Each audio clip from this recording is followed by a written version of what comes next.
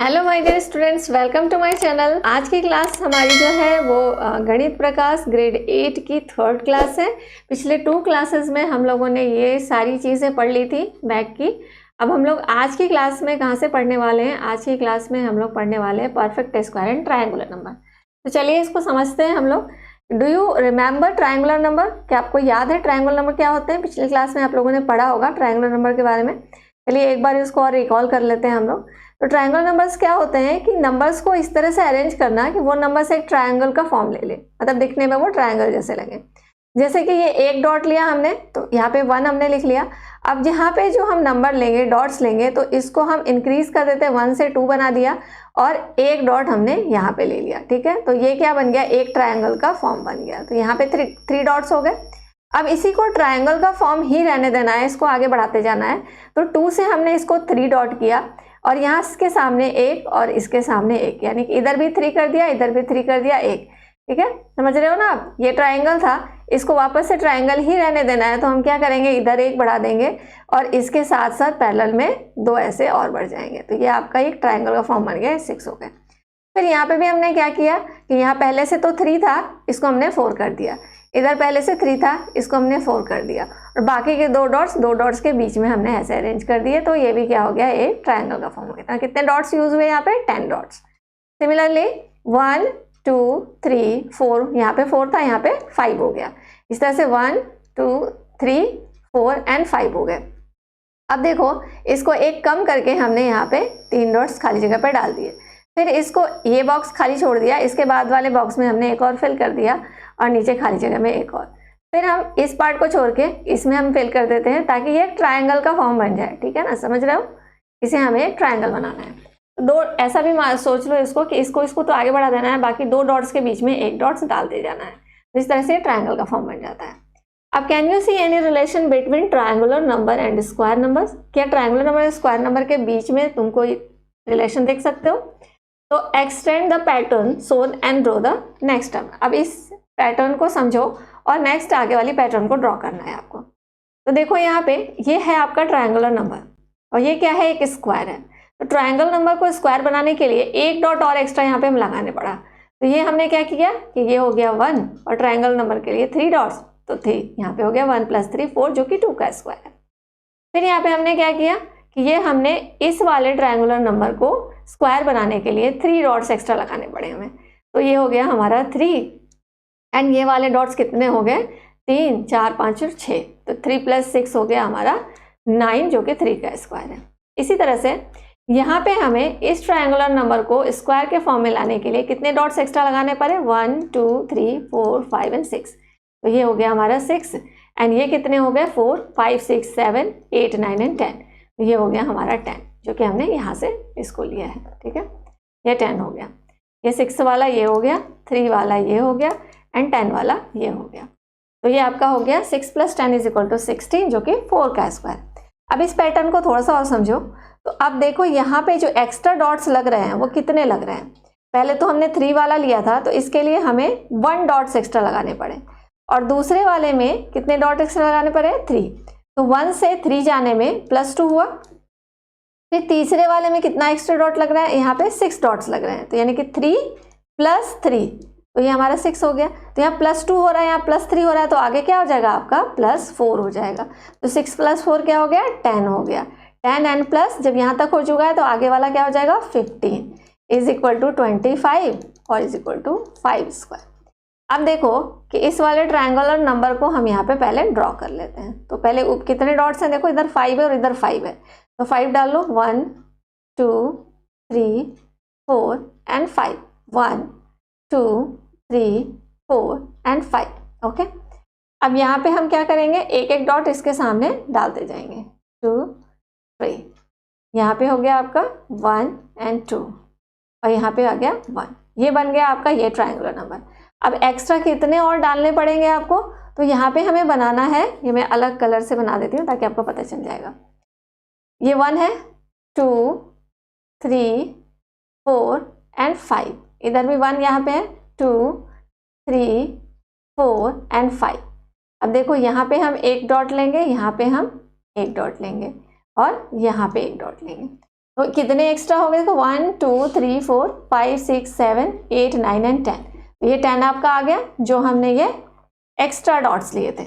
और आपके पास जो ये ट्रायंगुलर नंबर के हैं वो कितने हो गए आपके? 1 2 3 4 5 6 7 8 9 10 11 12 13 14 एंड 15। ओके, इक्वल है, सेम जैसा हमने नीचे लिखा है वैसा ही सेम यहाँ पे बन गया।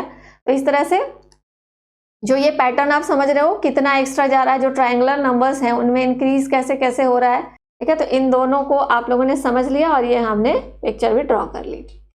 आगे देखो, स्क्वायर रूट क्या होता है? Square root, the number of square is 49 square centimetre. What is the length of its side? अब आपके पास कोई स्क्वायर है जिसका एरिया दे रखा है 49 स्क्वायर सेंटीमीटर, उसकी लेंथ क्या होगी आप कैसे निकालोगे? तो देखो 49 स्क्वायर सेंटीमीटर क्या है? ये एरिया है। अब इसके लिए आपको इसकी साइड निकालनी है। तो अगर स्क्वायर का एरिया होता क्या है? Square is equal to side into side होता है। तो आप इसको देख के बता सकते हो कि 49 इज इक्वल टू क्या हो जाएगा? 7 इंटू 7, यानी 49 किसका स्क्वायर है? 49 7 का स्क्वायर है। आप देख के कह सकते हो, यानी कि इसकी साइड क्या हो जाएगी? 7 हो जाएगी, 7 सेंटीमीटर। ठीक है, यहाँ देख के बता सकते हैं। So the length of the side of A square with an area of 49 square centimetre is 7 centimetre, जैसा कि हम लोगों ने यहाँ पे निकाला। लेंथ ऑफ साइड क्या हो गई? स्क्वायर, इसकी एरिया, जिसका एरिया 49 स्क्वायर सेंटीमीटर है उसकी लेंथ हमारी क्या हो गई? 7 सेंटीमीटर हो गई। We call 7 the square root of 49। अब यहाँ पे हम 7 को क्या कह सकते हैं? 7 को हम 49 का स्क्वायर रूट भी कह सकते हैं। ओके, तो यहाँ पे जैसे हमने निकाला कि 49 इज इक्वल टू 7 स्क्वायर, तो स्क्वायर अगर हम दूसरी तरफ ले जाते हैं तो वो क्या हो जाता है? 49 का स्क्वायर रूट हो जाता है। Square root of 49 is 7। In general, if y is equal to x square, then x is the square root of y. आपसे अगर कहा जाए y is equal to x square है, then x क्या है यहाँ पे? x is the square root of y, क्योंकि x को अगर हम लिखेंगे तो स्क्वायर रूट ऑफ y लिखेंगे, तो x is the square root of y कह सकते हैं हम लोग। नेक्स्ट है आपका what is the square root of 64। अब 64 का स्क्वायर रूट क्या होगा? इसी मेथड से अगर हम लोग आगे देखें तो 64 का स्क्वायर रूट क्या हो जाएगा? तो इसके लिए we know that 8 into 8 is 64, so 8 is the square root of 64। What about -8 into -8, that is 64 too. अब आपको अगर 64 का स्क्वायर रूट कहा जाता है तो आपको याद है कि 8 इंटू 8 8 8 64 होता है, तो आप कह सकते हो 8 into 8 is equal to 64, square root of 64 is equal to 8 कह सकते हो। लेकिन दूसरी तरफ अगर हम देखें कि -8 इंटू -8 भी तो 64 ही होता है, और माइनस माइनस प्लस हो जाता है और ये 64 है, तो हम 64 का स्क्वायर रूट -8 भी लिख सकते हैं, बिल्कुल लिख सकते हैं, है ना। तो इसको 64 का स्क्वायर रूट +8 और -8 दोनों ही हो सकता है। तो किसी भी नंबर के लिए स्क्वायर रूट जो होता है वो पॉजिटिव और निगेटिव दोनों ही होते हैं। तो the square root of 64 is this. Every perfect square has 2 integers square root, one is positive and the other is negative, जो मैंने अभी बताया। कोई भी आपका अगर प्योर परफेक्ट स्क्वायर है, कोई भी अगर परफेक्ट स्क्वायर है तो उसके 2 इंटीजर स्क्वायर रूट्स होंगे, एक होगा आपका पॉजिटिव और दूसरा होगा निगेटिव। तो इसलिए हम लोग इस तरह से लिखते हैं कि square root of 64 is to +-8 and square root of 100 is +-10 and so on. कोई भी नंबर ले लो आप, square root of 121 is equal to +-11, ठीक है, कोई भी नंबर ले लो। तो इस तरह से हम प्लस और माइनस दोनों लिखते हैं, बिकॉज हमने यहाँ पे कॉन्सेप्ट को देखा कि माइनस माइनस भी हम मल्टीप्लाई करते हैं तो वो इंटीजर चेंज हो जाता है पॉजिटिव में और नंबर तो वही रहता है, इसलिए प्लस और माइनस दोनों ही होता है। In this chapter we shall only consider the positive square root. लेकिन इस चैप्टर के अंदर हम लोग सिर्फ पॉजिटिव स्क्वायर रूट्स को ही पढ़ेंगे, निगेटिव को नहीं पढ़ेंगे। Given numbers such as 576 or 327, how do we find out if it is a perfect square? अब आपके पास 2 नंबर्स दिए गए 576 and 327। How do we find out of if it is a perfect square? कैसे पता करोगे कि क्या ये परफेक्ट स्क्वायर है? If it is a perfect square, how can we find its square root? अब अगर आपको पता है कि ये एक परफेक्ट स्क्वायर है तो उसका स्क्वायर रूट कैसे निकालोगे? पहली बात कि अगर आपके पास ये 2 नंबर है तो पहला काम है कि आपको पता करना है कि क्या ये परफेक्ट स्क्वायर है। और अगर आपको पता चल भी गया कि ये परफेक्ट स्क्वायर है तो इसके बाद आपको क्या पता करना है कि इसका स्क्वायर रूट क्या होगा, ठीक है। So we know that perfect squares end in 1, 4, 9, 6, 5 or even an even number of zeros, but it is not certain that a number that satisfies this condition is a square. ठीक है, हमने पीछे पढ़ा था कि अगर कोई नंबर एंड हो रहा हो 1, 4, 9, 6, 5 और इवन नंबर ऑफ जीरोस से, तो हम कह सकते हैं कि वो एक परफेक्ट स्क्वायर हो सकता है, but it is not confirm कि वो नंबर एक परफेक्ट स्क्वायर होगा। बस हम इतना जान सकते हैं कि हाँ वो नंबर एक परफेक्ट स्क्वायर हो सकता है, ठीक है, नॉट कंफर्म। तो यहाँ तक तो हमें पता चल जाएगा 1, 4, 9, 6, 5 और इवन नंबर ऑफ जीरोस को देख करके। पिछले अगर एक कॉन्सेप्ट आपको पता नहीं है तो पिछली क्लास में जाकर इसको देख लीजिएगा, इसकी पूरी वीडियो बनी हुई है। We can clearly say that 327 is not a perfect square. अब यहाँ पे हम एक नंबर जो 327 है, इसको तो हम देखकर ही कह सकते हैं कि एक परफेक्ट स्क्वायर नहीं है। कैसे कह सकते हैं कि हमने पहले ही पढ़ा था कि 2, 8 और 7 से अगर कोई नंबर एंड हो रहा है तो वो नंबर एक परफेक्ट स्क्वायर हो ही नहीं सकता। तो इस नंबर को तो हम देखकर ही कह देंगे कि एक परफेक्ट स्क्वायर नहीं है। However, we cannot be sure that 576 is a perfect square. लेकिन हम यहाँ पे 576 को देखकर नहीं कह सकते कि ये एक परफेक्ट स्क्वायर नहीं है। एक तो हमने देख के अंदर पता कर लिया कि ये, क्योंकि इसका एंड 6 से हो रहा है और रूल में हमने पढ़ा था 1, 4, 9, 6, 5 और even number of zeros last में होने चाहिए, तो वो एक परफेक्ट स्क्वायर हो सकता है। तो ये हो सकता है, ठीक है, इतना पता है हमें कि ये हो सकता है, कंफर्म नहीं है हम यहाँ पे। We can list all the square numbers in sequence and find out whether 576 occurs among them. We know that 202 is equal to 400. We can find the square 21, 22, 23, dash, dash, dash and so on until we get 576 or a number greater than 576. अब इस number का square root निकालने के लिए हमें क्या करना पड़ेगा, कौन से नंबर का स्क्वायर, इसको पता करने के लिए हमें तो एक नंबर्स के सीक्वेंस को देखना पड़ेगा। सबसे पहले तो हम देखेंगे कि ये जो नंबर है नियरेस्ट टू किसके है, कौन सा ऐसा नंबर है जो स्क्वायर नंबर है उसके नियर है। ये 20 का स्क्वायर, अगर हम 20 का स्क्वायर लेते हैं तो वो क्या होता है, 400 होता है। यानी कि 20 का स्क्वायर 400 होता है, तो हमें क्या करना पड़ेगा, अब 20 से 20 तो समझ गए हम 400 है, तो 576 से ये छोटा है, हमें स्टार्ट करना पड़ेगा 21 से। 21 का स्क्वायर बनाओ, 22 का स्क्वायर बनाओ, 23 का स्क्वायर बनाओ। इस तरह से हम कहाँ तक जाएंगे, वहाँ तक जाएंगे जब तक कि हमें ये नंबर नहीं मिल जाता। तो हम यहाँ पे 20 का स्क्वायर करेंगे तो 400 आ गया, 21 का स्क्वायर किया तो 441 आ गया, 22 का स्क्वायर किया तो 484 आ गया, 23 का स्क्वायर किया तो 529 आ गया, 24 का स्क्वायर किया तो 476 आ गया, ठीक है।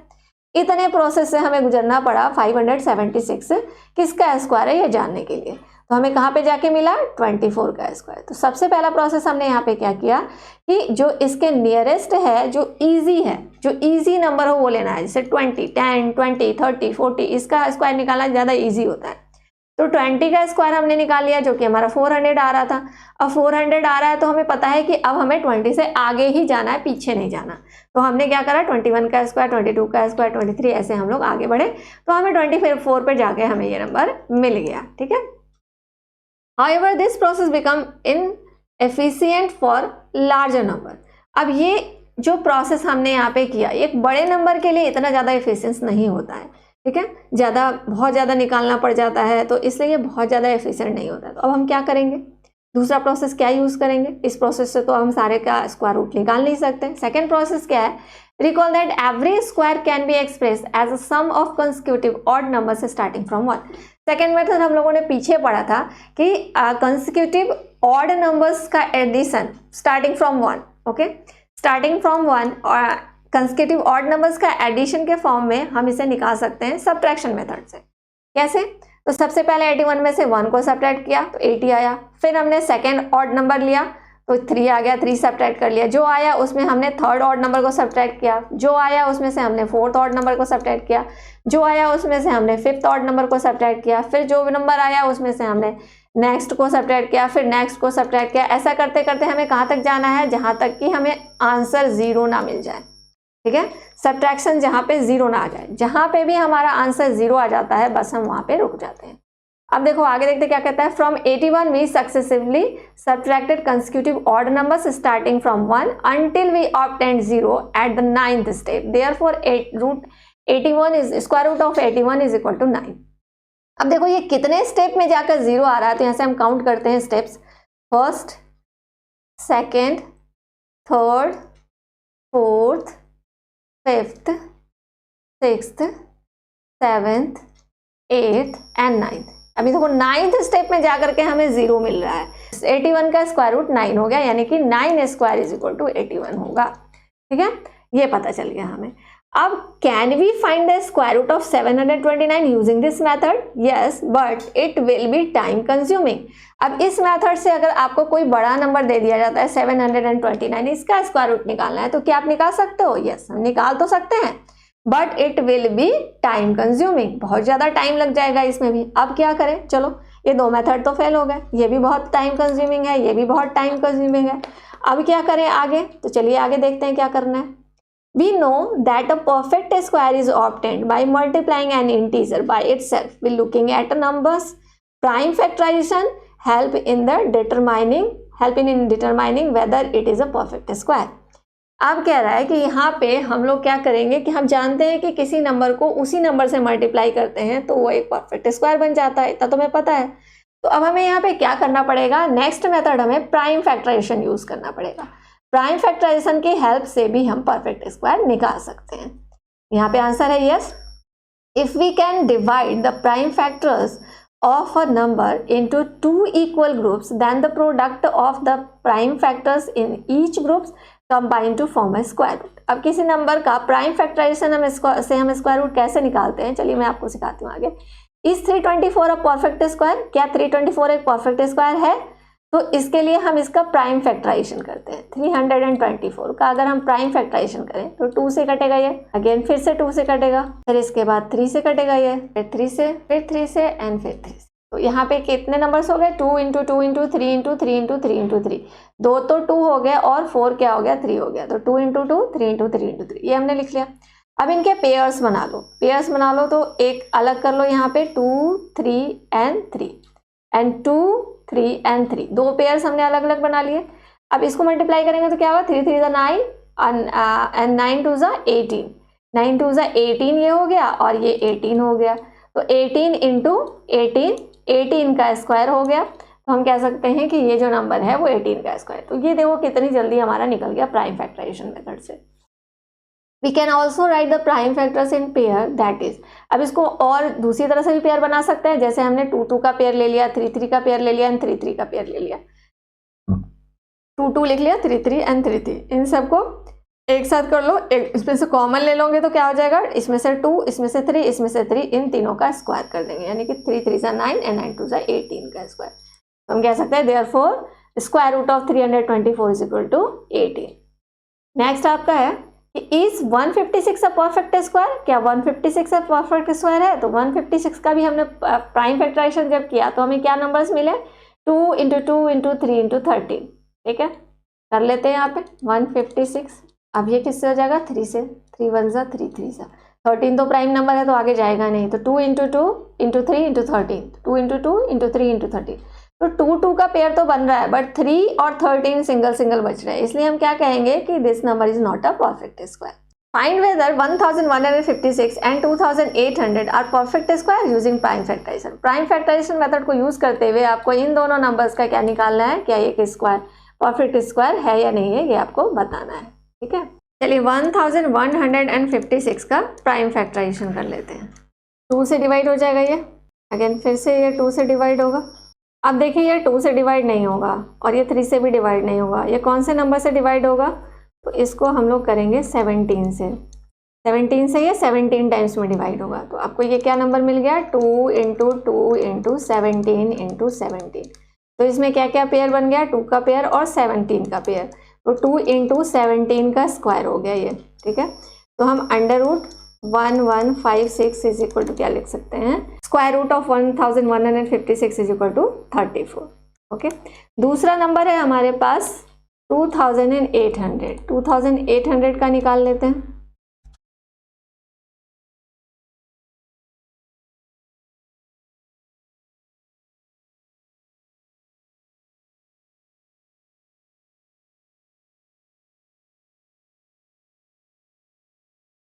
तो देखो यहाँ पे हमें क्या मिला, 2 into 2 into 2 into 2 into 5 into 5 into 7। तो 2 2 के पेयर्स देखो बन रहे हैं, 5 का ही पेयर बन रहा है, बट 7 का पेयर नहीं बन रहा। तो हम क्या कहेंगे, 2800 is not a perfect square.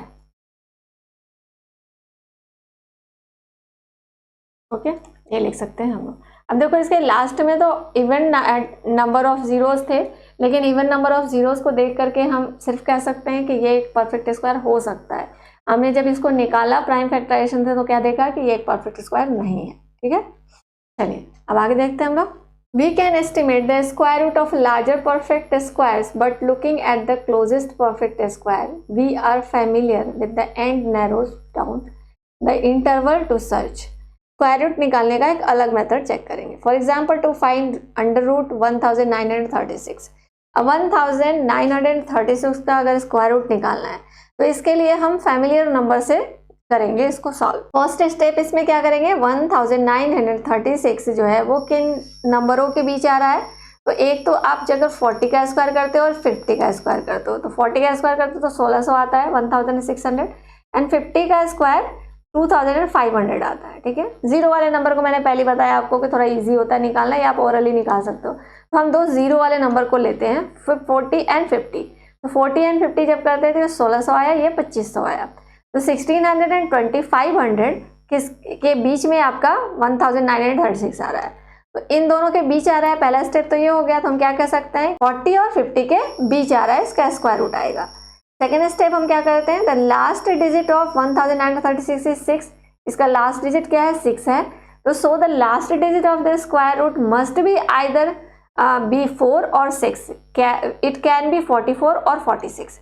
अब ये नंबर जो है 40 और 50 के बीच है, 40 और 50 के बीच, और इसका एंड 6 से हो रहा है। तो हमने क्या पढ़ा था कि जिसका एंड 4 और 6 से हो वो वही नंबर इसका स्क्वायर रूट हो सकता है। तो यानी कि इसके बीच का नंबर कौन हो सकता है, या तो 44 हो सकता है या 46 हो सकता है। तो ये दो नंबर्स हमें यहाँ तक सेकंड स्टेप तक मिल गए। थर्ड स्टेप हम क्या करेंगे, if we calculate 45 square we can compare it with 1936 two halves and interval to search from 40 to 50 to either 40 minus 45 or 45 minus 50.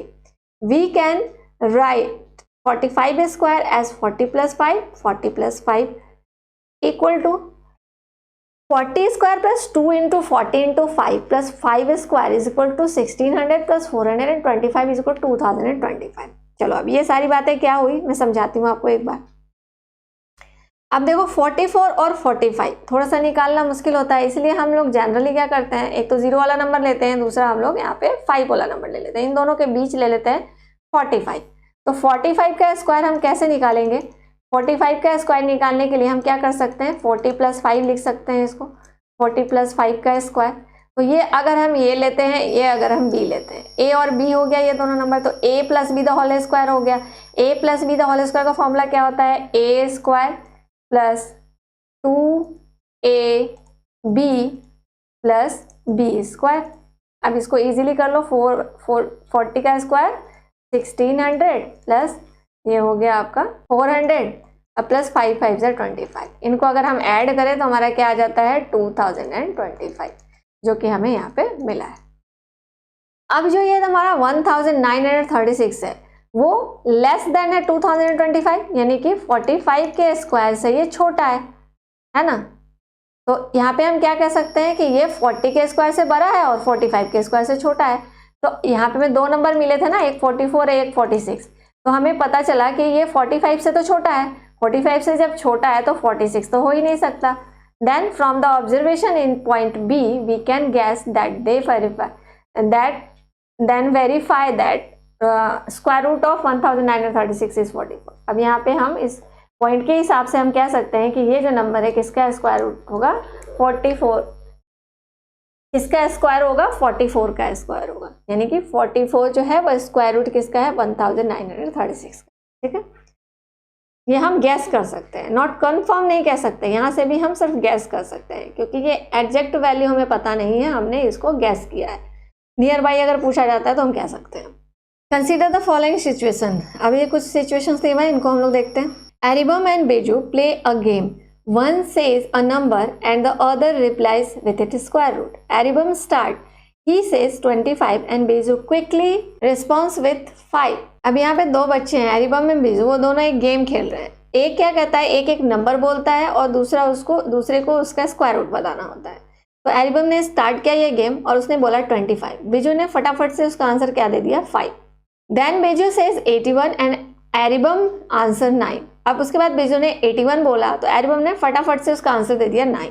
The game goes on till Aribam says 250. Beju is not able to answer because 250 is not a perfect square. Aribam asks Beju if he can at least provide a number that is close to the square root of 250.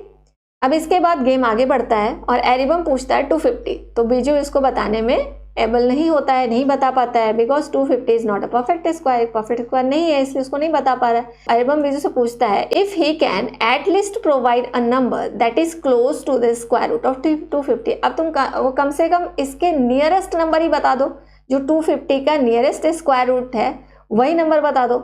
तो for this Beju need to estimate the square root of 250. अब इसके बाद बेजू क्या करता है, इसको estimate करने की कोशिश करता है 250 को. We know that 100 is less than 250 and 250 is less than 400. Okay, ये जो है आपका 10 का स्क्वायर हो गया और ये क्या हो गया, 20 का स्क्वायर हो गया. तो 10 का स्क्वायर लिया और 20 का स्क्वायर लिया, तो 250 कहाँ आ रहा है, इन दोनों के बीच आ रहा है, बिकॉज 10 का स्क्वायर 100 एंड 20 का स्क्वायर 400. तो 10 और 20 के बीच ही इसका कोई नंबर होगा जो इसके नियरेस्ट आएगा. But we are still not very close to the number whose square root is 250. लेकिन इसके बाद भी हम बहुत ज़्यादा नज़दीक नहीं आ पा रहे हैं 250 के स्क्वायर रूट के. We know that 15 square is equal to 225 and 16 square is equal to 256. अब एक चीज़ हमको ही पता है, उस टेबल जो हमने पढ़ा था पिछली क्लासेस में, उसमें 15 का स्क्वायर क्या निकला था, 225 एंड 16 का स्क्वायर क्या निकला था, 256. अब देखो ये नंबर जो है इसके क्लोज है, 250 के क्लोज है ये दोनों. तो कौन सा नंबर ज्यादा क्लोज है आपको, therefore 15 is less than square root of 250 and square root of 250 is less than 16. Since 256 is much closer to 250 than 225. अब यहाँ पे देखो इन दोनों नंबर में से सबसे ज्यादा क्लोज कौन सा नंबर है, 256, जो कि 16 का स्क्वायर है.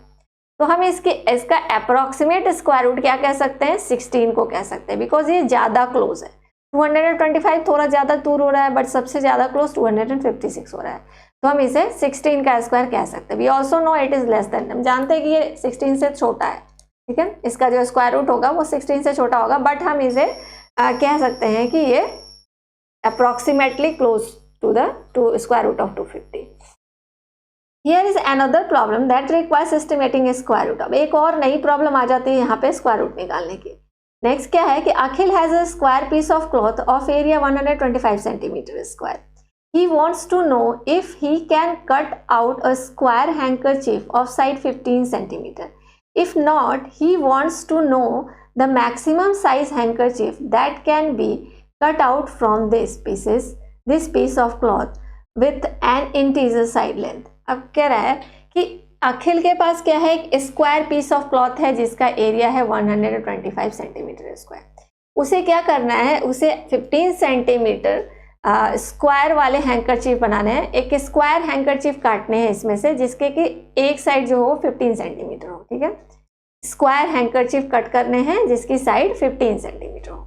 कौन सी वो इंटीजर साइड लेंथ हो सकती है जिसमें वो 125 सेंटीमीटर स्क्वायर एरिया वाले क्लॉथ पीसेस को कट कर सकता है, 15 सेंटीमीटर के हिसाब से हैंकरचीफ बनानी है. ठीक है, तो देखो यहाँ पे आगे कह रहा है 125 is not a perfect square. 125 तो एक परफेक्ट स्क्वायर नहीं है, ये हमें पता है. The nearest perfect square are 11 square is equal to 121 and 12 square is equal to 144. So the largest square handkerchief with integer side length that can be cut out from this piece of cloth has side length 11 centimetre. अब देखो ये 125 तो perfect square नहीं है, तो हम क्या जानते हैं कि जो 11 का स्क्वायर होता है वो 121 होता है एंड 12 का स्क्वायर क्या होता है, 144 होता है. तो हमारे पास जो एरिया है वो सिर्फ 125 का है, तो हम इससे ज़्यादा तो ले ही नहीं सकते. हमें इससे जस्ट थोड़ा सा कम अगर हो जाता तो चलेगा, बट हम इससे ज़्यादा नहीं ले सकते। तो जब ज़्यादा नहीं ले सकते तो ये वाला तो कैंसिल हो गया हमारा, तो बच गया हमारा 11 का स्क्वायर। 11 का स्क्वायर 121 होता है, तो ऑब्वियसली यहाँ पे हम कितने सेंटीमीटर का कट करेंगे, 11 सेंटीमीटर साइड वाले स्क्वायर पीसेस कट कर सकते हैं। ठीक है, तो आई होप आपको ये सारे कॉन्सेप्ट समझ में आ गए होंगे। तो आज की क्लास में हम लोग इतना ही पढ़ेंगे। नेक्स्ट क्लास में हम लोग आगे के फिगर इट आउट करेंगे, क्वेश्चंस करेंगे। तो चैनल पे कंटिन्यू बने रहिएगा। इसके लिए आप चैनल को सब्सक्राइब कर लीजिए और बेल आइकन को दबा लीजिए, ताकि आपको नोटिफिकेशन मिलती रहे। जैसे ही वीडियो अपलोड होगी वैसे ही आपको नोटिफिकेशन मिल जाएगी। ठीक है, तो चलिए नेक्स्ट वीडियो में मिलेंगे आगे के टॉपिक्स के साथ। तब तक के लिए tata bye bye, see you, take care and all the best.